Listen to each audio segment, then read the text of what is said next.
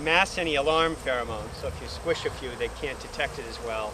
And then it also causes them to start sucking up nectar and eating a lot, because it's thought in a case where there's a forest fire, they eat as much nectar that they can to go find a different home.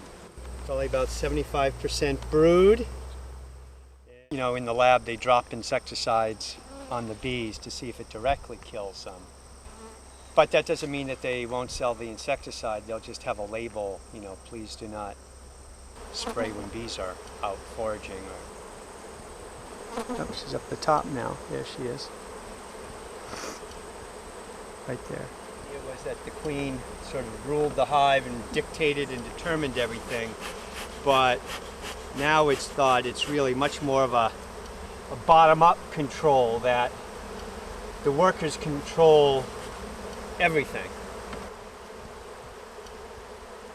Before they started bringing bees in, they were using insecticides. And back in the old days, they would use insecticides like arsenic, and then DDT, which had pretty good long residual.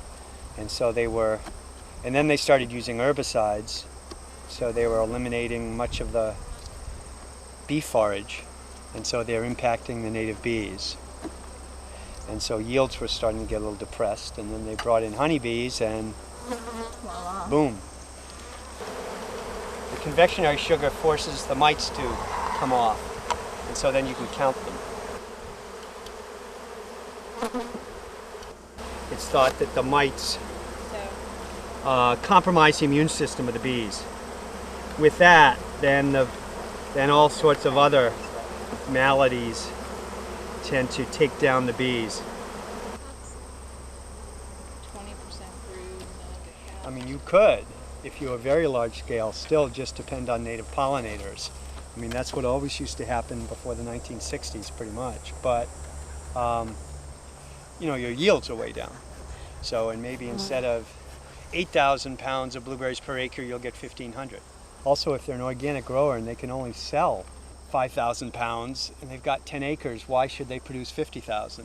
You know, they just can't, they may not be able to harvest it all. You know, it really depends on if someone's trying to maximize their yield and profits, or if they're trying to limit capital investment and not pay for bees. And so it sort of depends on their operation and what they're happy with.